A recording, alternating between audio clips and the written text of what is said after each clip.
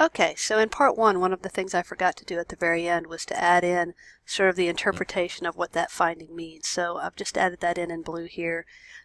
Basically, although there's not much difference in the means, it is a significant difference, and it shows that the boys have a slightly higher BMI than the girls. So the next question is essentially the same question, but now we're asked just to focus on the children who are in the 11th and 12th grade.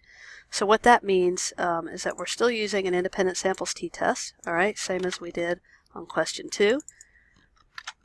But what we have to do is we need to go ahead and take that extra step of limiting our data set to just the kids in the 11th and 12th grade. So again, we go to Data, select Cases, If, and we're just going to take, we want boys and girls this time, so we're only selecting for grade. So we're going to say if grade is 10 or if grade is 11. Hit Continue, hit Paste, we'll run that. Now we've got the filter on again to just get grades 10 and 11. Now the question asks us to test BMI 1, and we've actually just done this. Actually, this is kind of cool. Let me show you this. We can go to Syntax, since we just did that exact same test for the whole sample, and now we're just doing it after we've selected out certain grades. We can just copy and paste this analysis here and just run it straight away. So that's, again, part of why it's nice to paste your syntax. So we run it. We'll look at the data here. Hopefully you guys can do this one now. So we're comparing boys and girls, but we've limited it to the 11th and 12th graders. This is where you see the means. This is where you see the results of the t-test. Come down. All right. We look here first. We see that there's no problem in terms of homogeneity of variance. It's a non-significant difference, and that was what we wanted. So that's good news. That means that we can stay in this top row where we can assume equal variance. We look at these 3 cells, right? And these are the ones that are going to tell us whether or not there's a significant difference between boys and girls. It is significant. Its p is less than 0.05, and so that's what we're going to write over here. So I've just written in the sentence here that tells us that our results show that there is a statistically significant difference in BMI at wave 1 between boys and girls. So I should say BMI at wave 1 for 10th and 11th graders between boys and girls, and I put in the mean and standard deviation that I found over here. And then I put in the results of the test, which is what's in the green highlights here, and then I put in just a quick interpretation of what that means. All right, so let's go on to the next question. The next question is the same question, really, but the dependent variable in this question is the hours per week spent exercising. We're still looking for differences between boys and girls. Now notice, importantly, that it's not talking about just 11th and 12th graders. So when we come back over here, we're going to again need to use everybody instead of just using the 10th and 11th graders. So again, we can cut and paste our syntax. We can hit Run, and now it says filter off over here, so we know that when we look at the data, we've got everybody again. No line showing people who are being excluded. Now we are asking for a different independent variable, so let's come back up here and do our independent samples t-test again from the menus. And instead of looking at BMI at wave 1, now we're interested in exercise at wave 1. And so we come down here and we're looking again for the right sort of side of the data, where in the brackets we've entered new variable names that are easier to find. I think I passed it. Yeah, here it is. I'm getting closer. Here it is. It's up here. So if you're looking, you can look for S2Q6. That's how it is sort of organized. Shoot that in here. The grouping variables are the same, so we can just hit Paste, go to our syntax, hit Run. Oops, sorry about that. Hit Run, highlight this and hit Run, and look at our output. All right, so you guys are getting used to looking at this now, I hope. This is good. Here's the descriptive information. Here's the independent samples t-test. Oh, this is wonderful. Look, it's not really wonderful, but it's good for an example. Here you see for the first time the test for equality of variance came out to be significant. So that's a bad thing, because that means the null hypothesis was that the variances were equal, but the test showed that they are not equal, that they're significantly different. So in this case, this is just great. What luck. In this case, oh, that's a horrible red. In this case, the test for equality of variance was significant, so we cannot assume equal variance. We have to come down here and look at this. So I'm going to just change, I'll leave that way, and I'll put this like in green or something, or blue, I don't know. Whatever you like. Something where you can see it. Okay, so equal variances are not assumed. We have to use the data down here. The finding and the conclusion will be the same. You can see that the significance changes just slightly, but it does change just a little bit, and that's because of the adjustment in the degrees of freedom. So now, when we write the conclusion sentence, we are going to say, oh, I'll be right back. Let me just write it, and then you can see it.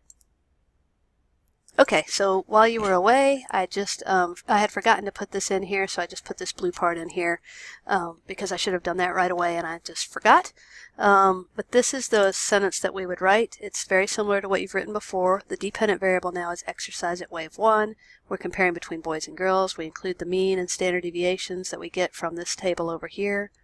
It is a statistically significant difference because the p-value that we found is less than 0.05. And so what's interesting is that we write in these degrees of freedom that have been adjusted, and that actually kind of shows that we made an adjustment for failing to meet the assumption of homogeneity of variance. But then we just put in exactly what we found, and we put in a little bit of an interpretation. In this case, boys report less exercise than girls, significantly less exercise than girls. Okay. Question 5 is the same question we've just had. The only difference now is that we're using a different independent variable. So the previous question asked about comparing boys and girls. This is asking about comparing based upon Hispanic, based upon ethnicity. So we're going to do basically what we did before. We're going to go analyze, compare means, independent samples t-test. Hopefully you guys are getting really quick with this. We're still interested in exercise, but now we're going to compare based upon Hispanic origin. And I realize now that I did not look up what the grouping variables are. So I think I kind of remember, but let me show you what would happen if I use 1 and 2, which I think are not the correct values. Okay, let me do that and show you what would happen. That way if it happens to you, you'll hopefully recognize it. So if I run it with 1 and 2, see what happens? There are no 2 values. It's got 0n. So instead of panicking here, what we want to do is we want to go back to the data. We go to the variable view. We go to Hispanic. We click on values and we see, oh, they used a 0 for no and a 1 for yes. So I couldn't compare group 1 to group 2. I need to compare group 0 to group 1. So I can just go back to my syntax and fix that right here. So I come down here. I actually want to compare group 0 to group 1, and so I can just make that correction without having to go back through the menus. I hit run. Now things are looking good. There's a lot more children who do not identify as being of Hispanic origin than there are who do say they're of Hispanic origin.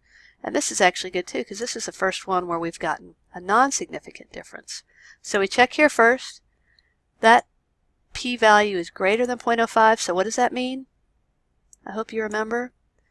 We want it to be greater than 0.05 because that means that we can assume equal variance. Oh, sorry. Now I'm really sorry. Let me fix that.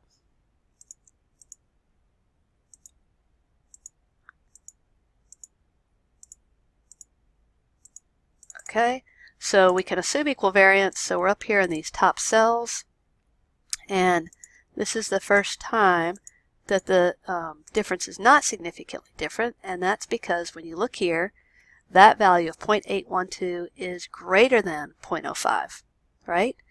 Our alpha that we use is 0.05, and this significance level is substantially greater than that. It'll make sense when you look over here because look how small that t is. Very, very small. So that makes sense that you would have then a non-significant difference. So let me write that up for you, and I'll be right back. Okay, so I just typed this in, and basically it's just saying there is not a significant difference in reported exercise at wave 1 between Hispanic, and I put in the mean and standard deviation from over here, and non-Hispanic children. I put in the mean and standard deviation from over here, and then I report the results of the test, which are in these green cells. So T with 6,477 degrees of freedom equals 0.24, P greater than 0.05.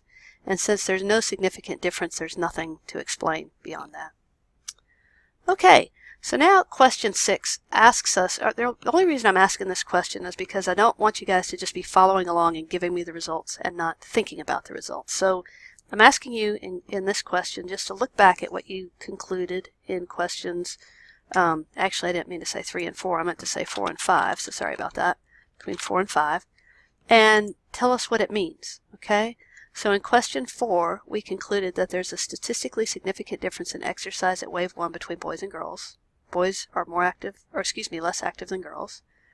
And then when we compare Hispanic and non-Hispanic, we find out that there's no difference. So all I'm really doing here is just asking you to think about that a little bit and write a sentence that sort of explains that, what you found. So this is what I chose to write, and again, this is what you'll be doing as scientists. You'll be taking these significant or non-significant findings and then interpreting them for the audience. So in this case, our data suggests that self-reported exercise behavior in grades 7 through 12 is influenced by sex, but it's not influenced by ethnicity when we're comparing Hispanic to non-Hispanic. It's actually surprising that boys reported being less active than girls. That's not typical in the literature, and truthfully it's surprising too that there were no differences between Hispanic and non-Hispanic. So that's what we might talk about like in a discussion section in our manuscript. Alright, last question for computer assignment number 2. Now the question is asking, what test would we use to see if there's a difference in BMI at wave 1 and BMI at wave 2? Now you have to think about this one, right? This is different than any we've done before, because BMI at wave 1, that's the weight, you know, the ratio of weight to height for the children at wave 1, and it's comparing it to the same children at wave 2. So this is the first time that we're seeing the need to use a dependent samples t-test, because it's the same kids, right? All right, so this is going to be a dependent samples t-test. All right, the other thing about this is that if you'll remember, we calculated BMI for wave 1, but we haven't done it for wave 2 yet. So we're going to need to calculate a variable again, and hopefully you might remember how to do this. If not, we can just go ahead and teach you how to do it. All right, let me scoot that over so I can see what the formula is. So I'm going to go to transform. I'm going to compute a variable. I'm going to give it a name, BMI W2. And then I'm going to tell it how to calculate that variable. So it's going to be weight in pounds. I need to make this bigger so I can see. Find weight at wave 1. Oh, excuse me, weight at wave 2. I need weight at wave 2. This might be hard to find because it's just so squished. Frustrating. That's weight at wave 3. Hang on, I'm having a hard time finding it. Okay, well it turns out the reason I couldn't find it is because it's not there. We must have only included, and I apologize that I forgot this, BMI and some of this other data at wave 3. So let's just modify our question so we can answer it for this practice assignment. So we're going to call this BMI at wave 3 to be accurate, and it's going to be a function of weight at wave 3 divided by, wish that would quit going away, divided by height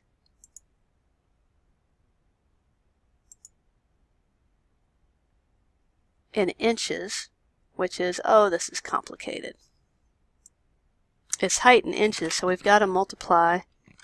We're going to have to multiply height in feet times 12, and then we're going to add to that. Better put another parens in here. We're going to add to that height in inches. That'll give us total height in inches. We have to square that. And the symbol for that is this funny one with the double stars. Square that. And then we're going to divide the whole thing, is that right? And we're going to multiply it times 703. Right, so again, I better put a parenthesis around this. It's the whole thing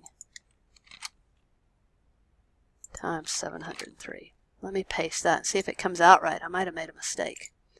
That's the beauty of pasting it. If it comes out and it doesn't look right, then I've got this times 703 in the wrong spot. So I'm going to run that, I'm going to go over to the data. I'm going to look at wave 3 way out here.